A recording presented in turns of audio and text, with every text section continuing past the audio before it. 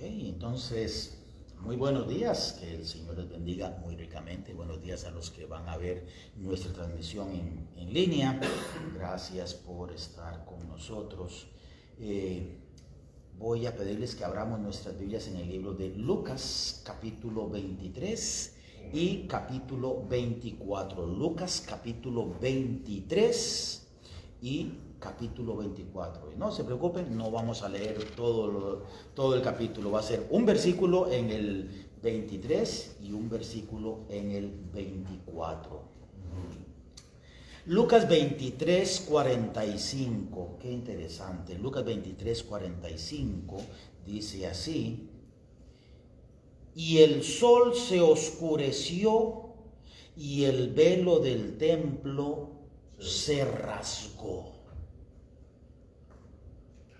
Y en el versículo 5 del capítulo 24 dice: y como tuvieron temor y bajaron el rostro a tierra, les dijeron: ¿por qué buscáis entre los muertos al que vive?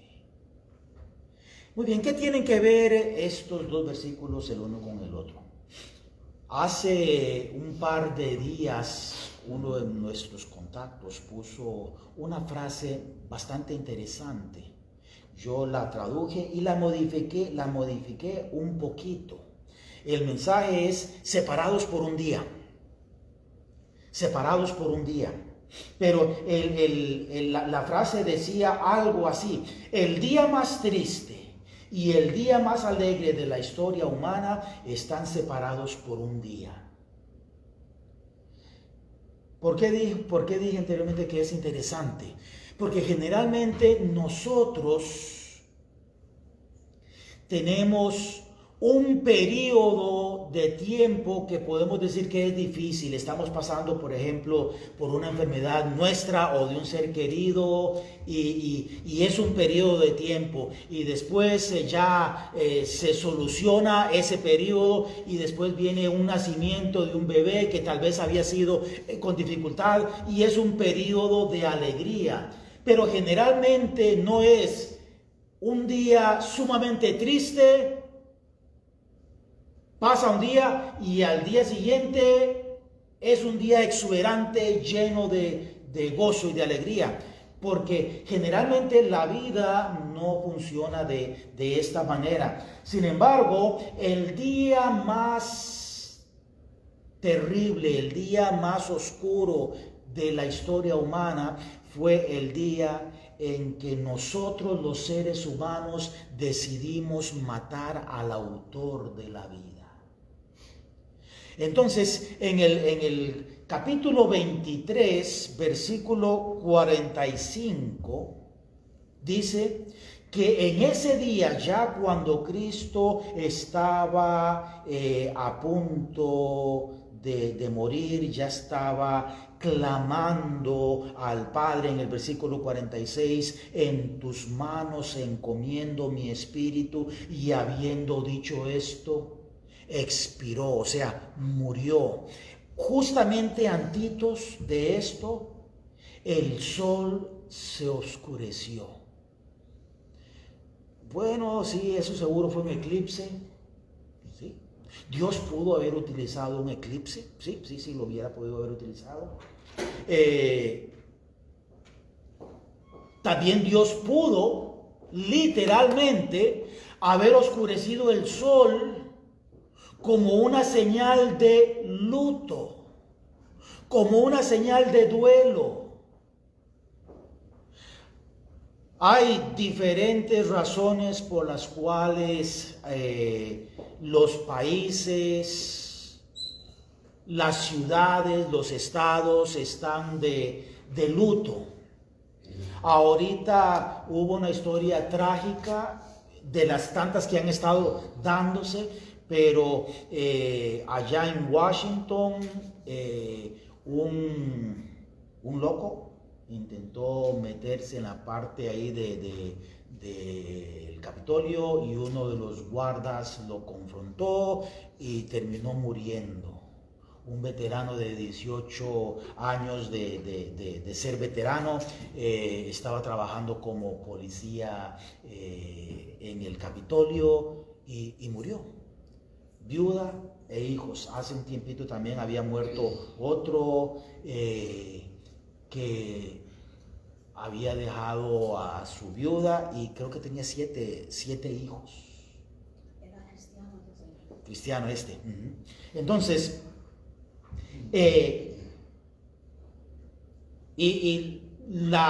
si no todo el estado, por lo menos la ciudad, y si no la ciudad, el precinto donde trabajan estos oficiales están de luto. Qué interesante, en el momento en que ya Jesucristo iba a entregar su espíritu, toda la tierra se puso de luto. En un lado de la tierra ya era de noche. En otro lado de la tierra, que era de día, Dios oscureció el sol, pero yo me imagino que no lo oscureció únicamente en esa parte ahí en Jerusalén, en el monte del Gólgota, en el monte Calvario. Supongo que lo oscureció en todo el lugar en donde el sol estaba brillando en ese día. Es el único momento que podemos decir en la historia de la tierra en el cual en un lugar era de noche y en el otro lado se había oscurecido toda la parte que estaba brillando. ¿Por qué? Porque la tierra estaba de luto. El autor de la vida estaba siendo asesinado. El justo por nosotros los injustos. ¿Qué tan drásticamente puede cambiar nuestra vida con un resbalón? Resbalarse puede significar una risa, una burla, un chistecito, pero un resbalón puede significar que una persona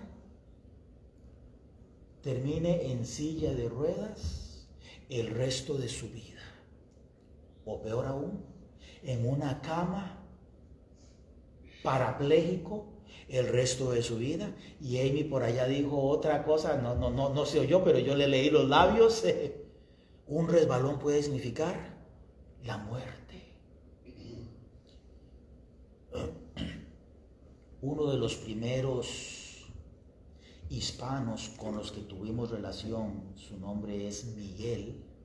A Miguel lo conocimos porque él tuvo un resbalón. El problema es que el resbalón él lo tuvo en un techo de una casa que estaban cambiando. Empezó a llover y tenían que cubrir el plywood. Entonces rápidamente estaban trabajando y él tuvo un resbalón y cayó de una casa que tenía 2 pisos y tenía un sótano. Entonces básicamente cayó de un tercer piso a un planché de cemento, cayó boca abajo. Ese resbalón cambió su vida para siempre.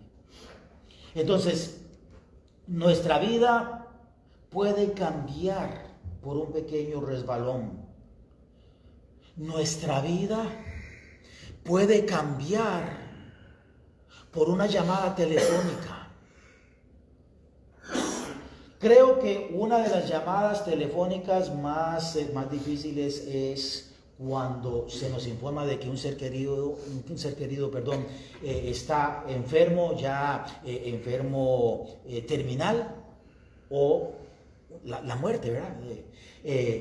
Ahora estaba hablando con Guillermo y me contó algo que yo no sé cómo se les ocurre dar una información por teléfono de esta manera, pero estaba el jefe alistándose para el trabajo y en eso recibe una llamada telefónica y le informan que su mamá murió.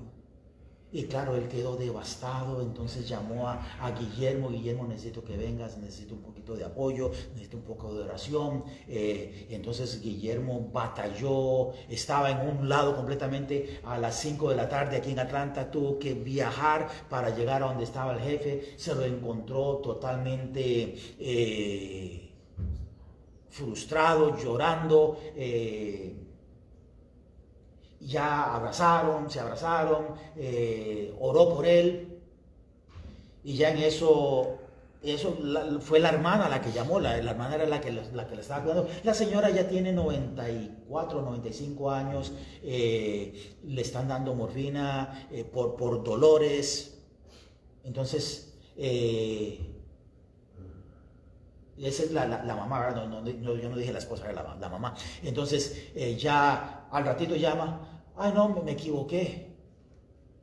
Mami está, no, es que le dimos un medicamento y no se ha despertado.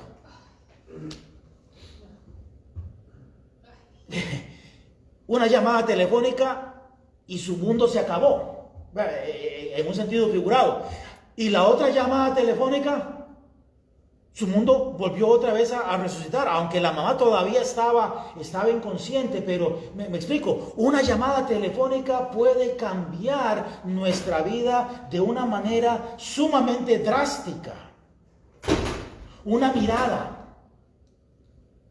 Daphne siempre cuenta, ahora que está aquí nuestra suegra o mi suegra visitándonos, Daphne siempre cuenta de la mirada de Doña María. Cuando estaban en la iglesia y ellos estaban portándose mal, una mirada era suficiente. Yo recuerdo también esas miradas de mis papás. Yo recuerdo la mirada de mi mamá o de mi papá. No sé si Doña María tuvo que hacerlo, pero yo recuerdo cuando nosotros pequeñitos íbamos a nuestro servicio religioso, a misa, y estábamos ahí hablando y estábamos... Y de un pronto a otro,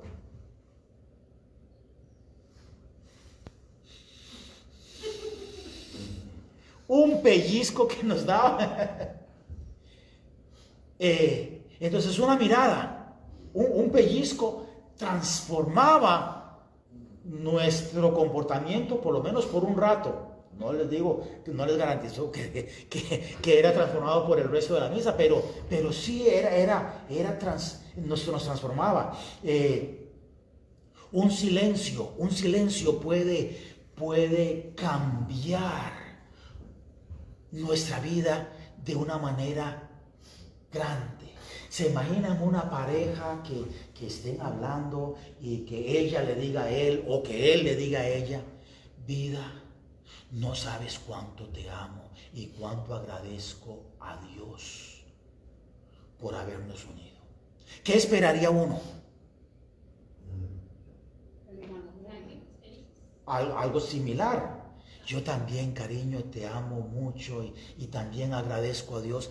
Pero si uno le dice, abre su corazón y le dice a alguien, doy gracias a Dios por haberte puesto en mi vida y porque estamos ya a punto de unir nuestras vidas, y la persona se queda en silencio. Y uno, ¿me oíste? Sí. Ok. Eso automáticamente cambiaría nuestro mundo. Una palabra o un silencio pueden cambiar drásticamente nuestras vidas. Entonces, ahora vamos a ver el día más triste, el día que se está describiendo en Lucas capítulo 45 y 46. El sol se oscureció. Sí, perdón, versículo 45 y 46 de Lucas 23. Sí, Lucas 23, 45 y 46. Gracias. El sol se oscureció y el velo del templo se rasgó por la mitad. Entonces Jesús, clamando a gran voz, dijo, Padre, en tus manos encomiendo mi espíritu. Y habiendo dicho esto, expiró. Si pudiéramos ponerle sentimientos y pensamiento y pudiéramos hacer de la madera, que es en el momento en que es cortada es un ser inanimado, pero si pudiéramos ponerle voz y pudiéramos analizar los pensamientos, a través de la historia se han cortado millones y millones de árboles. Hay algunos árboles que fueron utilizados. ¿Se imaginan lo que es ser los árboles de acacia que habla el Antiguo Testamento, que fueron utilizados para ser parte del templo de Jehová? O ser los árboles que se utilizaron para la madera, para hacer el arca. Y ellos estuvieron hablando y, ay, sí, yo voy a ser utilizado para el templo de Jehová. Y cuando la gloria de Jehová se manifieste, nosotros vamos a estar allí año tras año viendo la gloria de Jehová. Otros árboles fueron utilizados para hacer los muebles en el templo. Y ellos están diciendo, sí, nosotros estamos siendo utilizados para algunos de los templos y también estamos siendo partícipes de la gloria de Jehová. Pero hay otros árboles que fueron utilizados para hacer los mangos de los martillos y de los mazos que se utilizaron para labrar algunos de los instrumentos. Nosotros fuimos los que, la madera que se utilizó como un instrumento para la gloria de Jehová. Sin embargo, hay otros árboles que fueron utilizados para casas de personas, para la casa en donde vivían los sacerdotes, la casa en donde vivían los artesanos, otros la casa donde vivían pescadores, otros fueron utilizados como leña.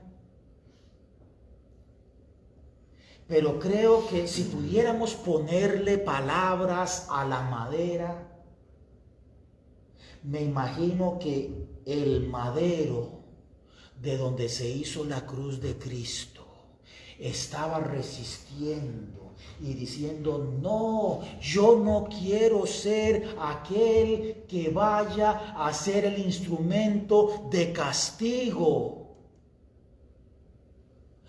a la persona.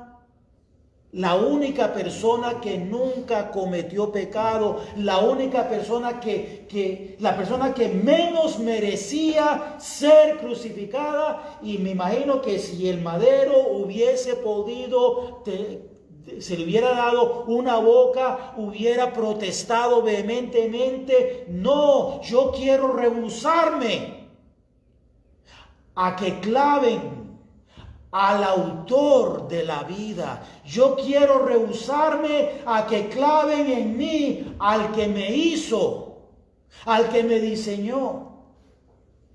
Pero el madero fue obligado a sostener el cuerpo agonizante del Salvador del mundo. Esto fue en el día más triste del mundo. El hierro, igual, habían diferentes metales y habían diferentes instrumentos que se hacían con los diferentes metales. El hierro era utilizado para hacer tipo de ollas para cocinar, pero hubo unas cuantas onzas o un par de kilos de hierro que fue hecho para hacer clavos, y de un punto a otro ellos vieron, me van a obligar a penetrar las manos del Cordero de Dios, me van a obligar a traspasar los pies del Hijo de Dios. Y si ellos hubieran podido tener boca y hubieran podido tener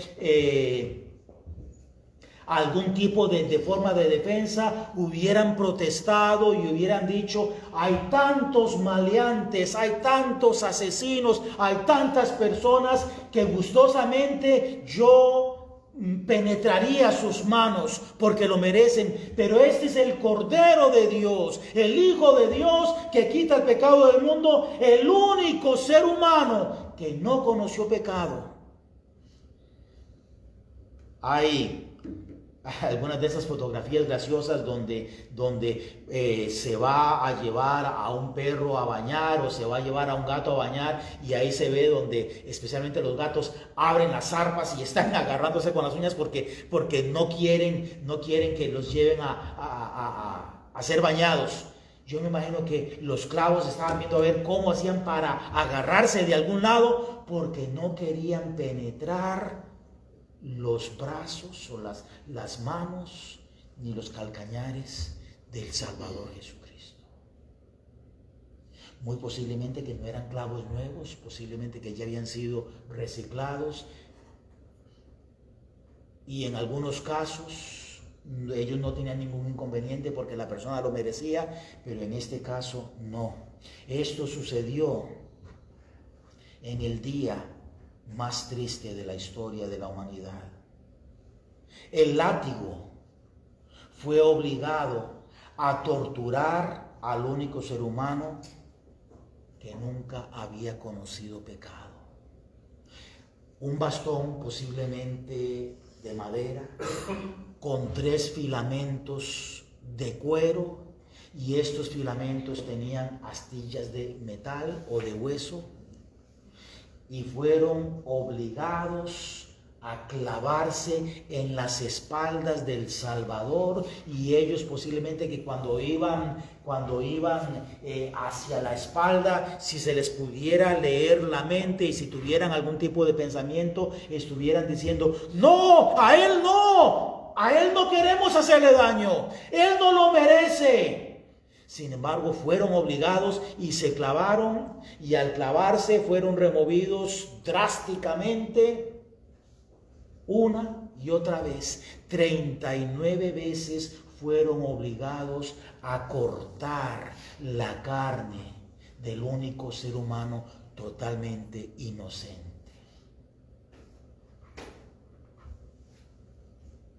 El autor de la vida voluntariamente entregó su propia vida.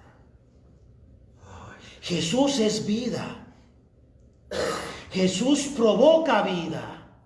No solamente la vida espiritual, sino que la Biblia nos enseña que Jesucristo es parte activa de la creación. En el Nuevo Testamento dice de que sin Cristo nada de lo que fue hecho hubiera sido hecho.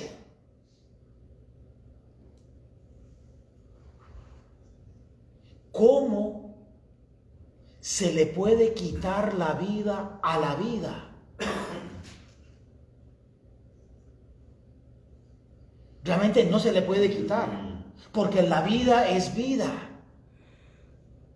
Sin embargo, el autor de la vida voluntariamente entregó su función. ¿Cuál es su función? Ser vida y dar vida. Ser vida y dar vida. El autor de la vida voluntariamente, en el día más triste de la historia, entregó su vida para poder sernos vida a nosotros, para poder darnos vida a nosotros. En el libro de Efesios dice: y Él os dio vida a vosotros cuando estabais muertos en delitos y pecados. En el día más triste de la historia, el autor de la vida entregó su vida para podernos dar vida a nosotros. La luz del mundo, en el día más triste de la historia, la luz del mundo hizo que su luz se oscureciera. Había una caricatura, obviamente pues era en inglés, pero se traducía al español.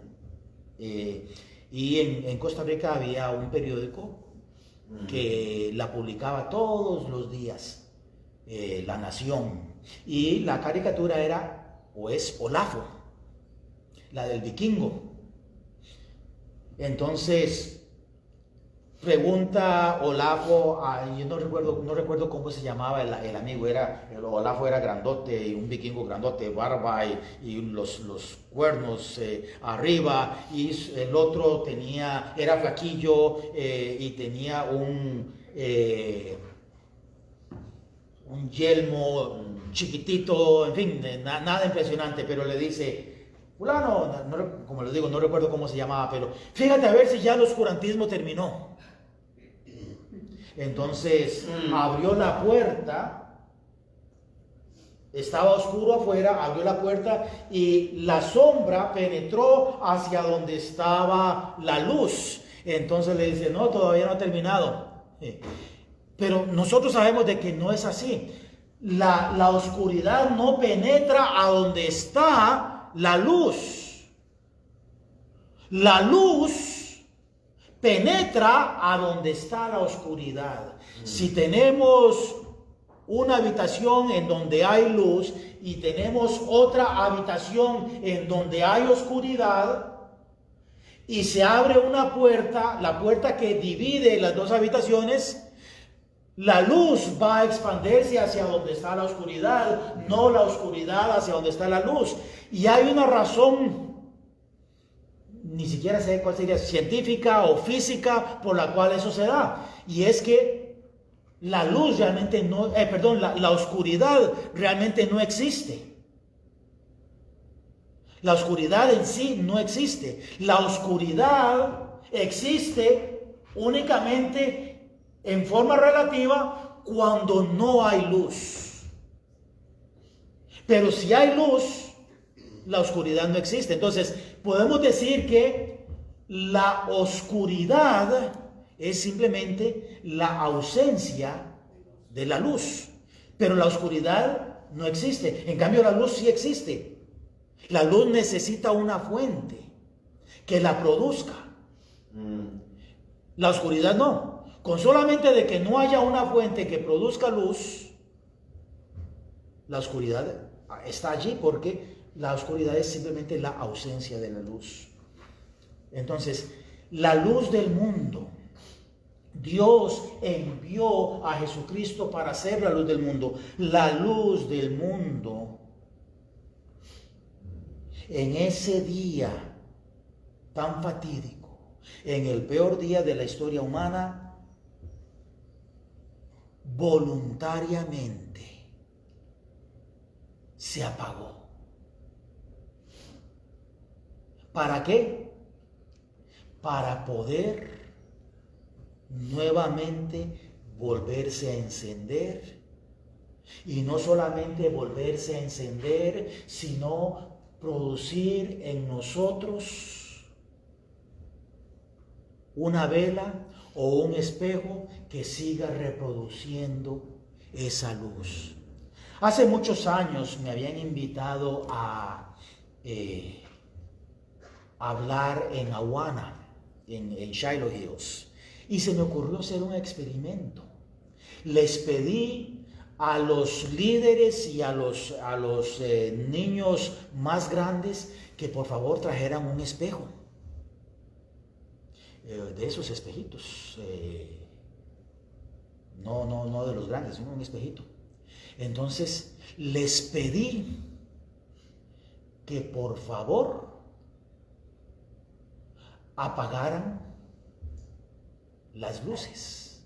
Pero antes de que apagaran las luces les dije, si yo ilumino mi linterna hacia allá, ¿cómo puedo hacer que la luz de mi linterna ilumine aquí atrás? Entonces, esto era la parte de la ilustración. No les dije a los niños que los adultos habían traído espejos. No, no se puede. No se puede. Si tú iluminas hacia allá, hacia donde está Amy, no hay forma en que tu luz ilumine atrás. Entonces, lo que hice fue que ya les había instruido a los hermanos que cuando se apagara la luz, cada uno se colocara de forma estratégica. Entonces yo transmití mi luz hacia allá, y había una persona con un espejo, el espejo lo transmitió allá y ese allá. Entonces se iba haciendo de tal manera que llegó un momento en el cual la luz refractada estaba iluminando la parte de atrás, aunque yo estaba iluminando hacia el frente. Cuando la luz del mundo fue apagada por nosotros y fue encendida nuevamente, hizo de nosotros espejos que podemos refractar su luz, o hizo de nosotros velas. Y por eso es que Jesucristo dice: vosotros sois la luz del mundo. El león de Judá, en ese día, el día más triste, el león de Judá, acostumbrado a vencer, acostumbrado a luchar, acostumbrado a hacer su voluntad, el león de Judá puso su otra mejilla para poder obtener nuestro perdón. El león de Judá hubiera podido decir: Dios, ya no aguanto más la insolencia de estos que me han escupido, que han arrancado mi barba, que me han puesto un capirote y una corona de espinas, que la han clavado y que me han golpeado con una caña insultándome. Dios, ya no aguanto más esta humillación. Manda legiones de ángeles que destruyan a estos malagradecidos. Pero el león de Judá fue golpeado en una mejilla y puso la otra para poder alcanzar nuestra salvación. En el día más triste de la historia, el agua de vida gritó: tengo sed. El agua de vida gritó: tengo sed. Por nosotros, para que nosotros pudiéramos tomar de su agua viva y para que dentro de nosotros corrieran ríos de agua viva. El agua de vida gritó: tengo sed, para poder aplacar la sed de nosotros y para que en nosotros corrieran los ríos de agua viva. El pan de vida, hecho en el horno celestial, fue despreciado.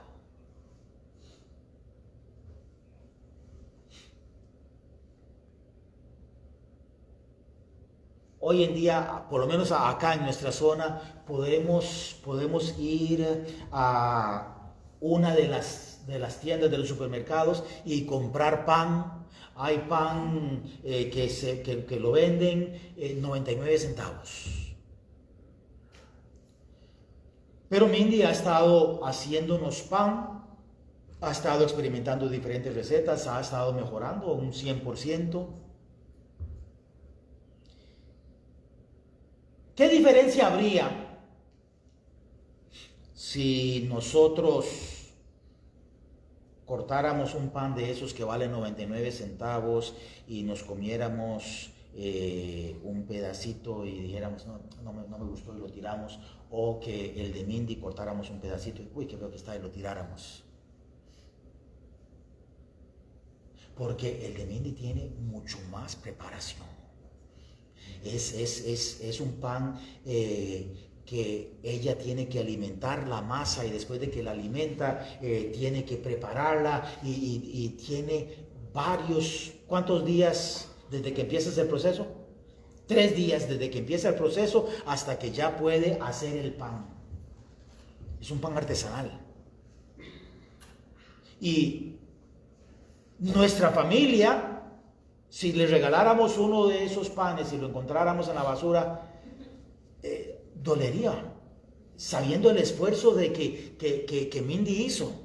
O que nos lo encontráramos por allá y que ni siquiera lo probaron. Llegamos a la casa de la persona a la que se lo regalamos y lo encontramos una semana después ya con moho, porque no tiene ningún tipo de preservante, es natural. Entonces no va a aguantar lo que aguanta otro pan, y lo encontramos, está lleno de moho, y resulta que nos dan la libertad y nos encontramos que los otros 2 que habían estado por allá estaban ya peor todavía. ¿Te sentirías bien? Jamás. Hermanos, el pan de vida hecho en el horno celestial fue despreciado por muchos en el día más triste de la historia. Pero esto se hizo para que nosotros pudiéramos comer del pan de vida que es Jesucristo. Y una vez que nosotros comimos el pan de vida que es Jesucristo, nunca más vamos a tener hambre. Jamás. Porque es el pan de vida. Vimos anteriormente que el autor de vida entregó voluntariamente su propia vida. El pan de vida fue despreciado por muchos, pero vino a la tierra para que los que comiéramos de él nunca más tuviéramos sed. El Cordero de Dios, sin mancha y sin arruga, fue inmolado en el día más triste de la historia. No sé si ustedes han tenido la oportunidad de cuidar ovejas pequeñitas o cabras pequeñitas. Yo sí, cabras pequeñitas. Qué animales más lindos, ¿sí? Y cuando empiezan a retozar, ¿verdad? A brincar por todo lado, son lindísimas. Hacer cabriolas. Tenemos un perrito que hace cabriolas. Y uno se encariña con esos animalitos. Los misioneros que van a Latinoamérica, cuando están aprendiendo español, muchas veces dicen, sí, yo amo mi casa, o yo amo mi carro, o yo amo esto, pero es una traducción del inglés, I love. Pero en español realmente no se dice yo amo mi carro, porque en español una cosa inanimada no se ama. A uno le encanta. A mí me encanta mi casa, a mí me encanta mi carro, a mí me encanta mi trabajo, pero uno no ama su trabajo, a uno le encanta su trabajo. Pero uno sí puede amar a un animal. Supongo que todos, o por lo menos la gran mayoría de los que nos están viendo y que nos vayan a ver en el futuro, quizás ustedes han llorado por un perrito, un gatito, un pez que haya muerto. Nosotros hace poquito pasamos por la muerte de Gambito, un perrito que estuvo con nosotros casi 16 años. Y duele. Hermanos, imagínense Dios entregando el Cordero perfecto y sin mancha, entregando al Cordero de Dios para que nosotros pudiésemos ser hechos ovejas del rebaño de Dios. En el día más triste del mundo, el Cordero de Dios fue sacrificado para que nosotros, seres despreciables, pudiésemos ser parte del rebaño de Dios. Finalmente, y hay muchas cosas más que podemos decir, pero finalmente, en el día más triste, finalmente, su cuerpo inerte, su cuerpo ya sin vida, fue vendado y enterrado en una tumba que no le pertenecía a él, porque dice Jesucristo que él no tenía, el Hijo de Dios no tenía un lugar ni siquiera a donde recostar su sien, en donde dormir. Él no tenía un lugar. Su cuerpo inerte fue vendado y fue enterrado. Fue enterrado en la tumba de un hombre rico que se avergonzaba de Jesús, que tenía temor de que se anunciara que él era seguidor de Jesús.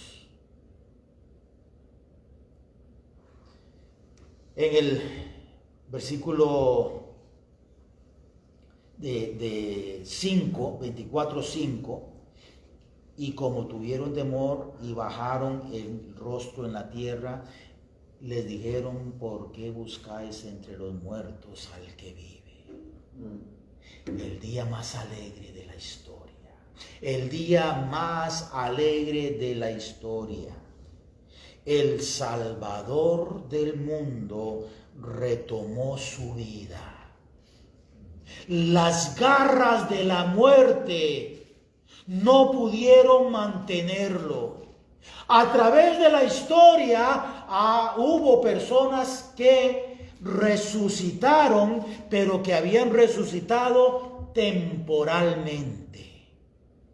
No por su propio poder, sino por el poder del autor de la vida. Sin embargo, aquí el Cordero de Dios, el Salvador del mundo, como Él era vida y como no había muerto por sus pecados, sino por los de nosotros, una vez que presentó su sangre en el templo del cielo, volvió otra vez a la tierra y retomó el cuerpo que había muerto no por sus pecados, sino por nuestros pecados. Él demostró, como Él había dicho: a mí nadie me quita mi vida, sino que yo de mí mismo la pongo para volverla a tomar. Ninguno de nosotros tiene la capacidad de decir: yo voy a morir y voy a morir solamente por 3 días. Y después de 3 días voy a resucitar. Nosotros no tenemos ese poder. Porque nosotros no entregamos nuestra vida. Nuestra vida se nos va. Nuestra vida se nos va. Nosotros no entregamos nuestra vida. Y como nuestra vida se nos va, tiene que haber un poder superior que nos vuelva a dar vida. Y eso va a ser cuando Jesucristo, en un abrir y cerrar de ojos, a la final trompeta, regrese y los muertos en Cristo resuciten primero. Y si nosotros estamos vivos, nos iremos juntamente con ellos. Pero no va a ser decisión de nosotros decir: bueno, ya voy a resucitar. No. El autor de la vida es el que tiene la autoridad para decir: yo voy a resucitar. Y el autor de la vida es el que tiene la autoridad de decirnos: ¿saben qué, hijos míos? Ya es hora. Resuciten. Y los muertos en Cristo resucitarán. Todos nosotros tenemos seres queridos que estamos añorando volver a ver. Y cuando los volvamos a ver, los que murieron en Cristo, los que durmieron en Cristo, los volveremos a ver ya con un cuerpo transformado. Y en ese momento, cuando ellos se levanten, nosotros mismos seremos transformados con ellos por el autor de la vida. Y el autor de la vida hizo esto posible porque a él nadie le quitó la vida, sino que él la puso y la volvió a tomar, mostrando que él era quien había dicho que era. Jesús, el justo, resucitó para que nosotros, los injustos, pudiéramos ser hechos justicia de Dios en Cristo Jesús. Ese es el ejemplo que he utilizado yo en muchas ocasiones. Hay relojes, este no es uno de ellos, pero hay relojes que están enchapados en oro. Y hay que tener cuidado porque si uno los raspa, lo que se ve es el verdadero material del que es hecho el reloj. Pero hay relojes que son de oro. Hermanos, nosotros no fuimos enchapados en justicia. Nosotros fuimos hechos justicia de Dios. El justo por los injustos, para que nosotros pudiésemos ser hechos justicia de Dios en Cristo Jesús. En el día más alegre del mundo, esta justicia se convirtió en realidad. El justo que había muerto por los injustos resucitó para que nosotros pudiésemos ser hechos justicia de Dios. La muerte fue sorbida en victoria. La muerte fue sorbida en victoria. ¿Qué significa la palabra sorber? Aspirar. En Costa Rica le llamamos pajilla. En México le llaman popote. Creo que en Guatemala le llaman pajita. Pero es ese tubito que se utiliza para tomar agua por ejemplo, de un vaso, ¿verdad? O de una botella. Entonces se utiliza ese instrumento. Y yo cuando pienso en esto, sorbida fue la muerte, Jesucristo tomando la muerte. Ya la muerte no tiene poder. Los que somos de Cristo, en este día tan glorioso y el día más alegre de la historia, dice la Biblia que Jesucristo hizo posible que los que nacemos 2 veces, muramos solamente una vez. Pero también los que nacen una sola vez, van a morir 2 veces. La muerte fue sorbida en victoria para aquellos que hemos aceptado el regalo de Dios que es vida eterna en Cristo Jesús. Cristo, en este día más alegre de la historia, demostró que nuestra fe no es vana. Porque si Cristo no resucitó, vana es nuestra fe y aún estamos en delitos y pecados. En el día más alegre de la historia, Jesucristo nos dio una prueba fehaciente. Vuestra fe no es vana. No estáis creyendo en un farsante, en un mentiroso. Estáis creyendo en el Cordero de Dios que quita el pecado del mundo. Estás creyendo en el Salvador del mundo.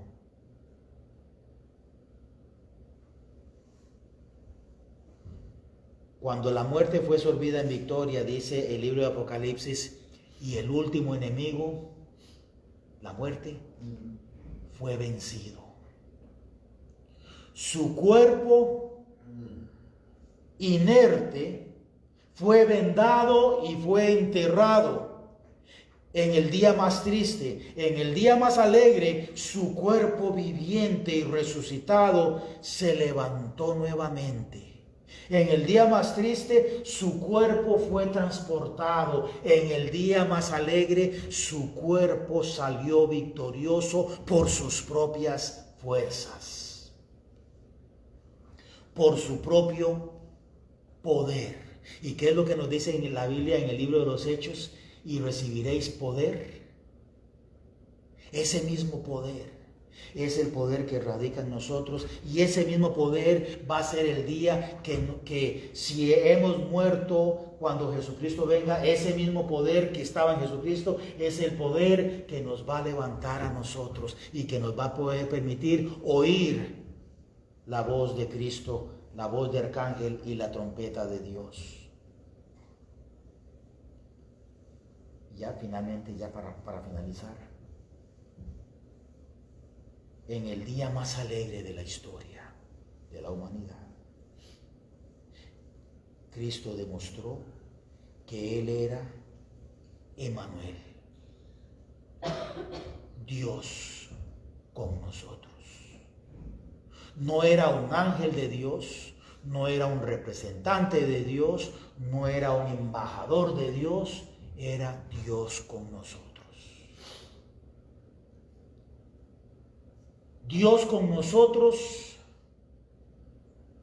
físicamente había tomado posesión de su cuerpo para poder tener un cuerpo en el cual nuestros pecados fueran cargados, en un cuerpo que pudiera ser flagelado, que pudiera ser castigado, que pudiera ser escupido, que pudiera ser colgado en una cruz, y un cuerpo que pudiera ser enterrado.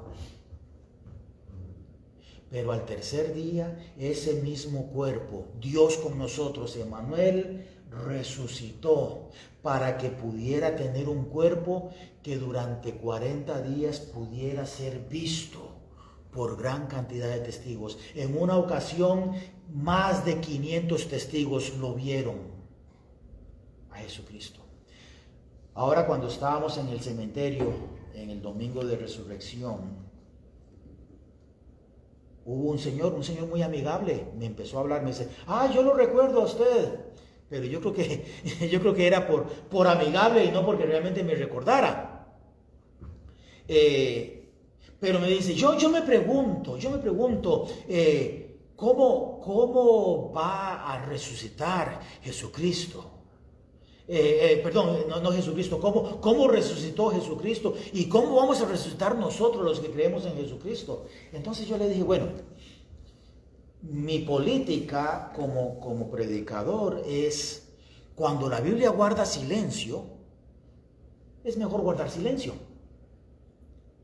Pero si pudiese darle algún tipo de parámetros bíblicos, entonces podríamos decir, porque él me decía, si por ejemplo cuando Jesucristo venga, las tumbas se van a levantar y la tierra se va a levantar cuando se levantan los muertos, o cómo va a ser. Entonces yo le dije, bueno, hay que guardar silencio cuando la Biblia guarda silencio. Realmente eso en un sentido pues es irrelevante. Si se quitan las tumbas y si se rompen las bóvedas de cemento, o si están bajo tierra, si se rompen las cajas, realmente es irrelevante. Pero yo le dije, si tomamos como parámetro a Jesucristo, cuando Jesucristo estaba en la tumba, Él dejó los lienzos. Literalmente Él pasó a través de los lienzos porque ya no necesitaba los lienzos. Los lienzos quedaron literalmente como que el cuerpo de Jesucristo hubiera sido un globo. Creo que todos hemos hecho piñatas de papel. Una vez que con globos, ¿verdad? Se le pegan pedacitos de papel por todo lado a los globos, se estalla el globo y queda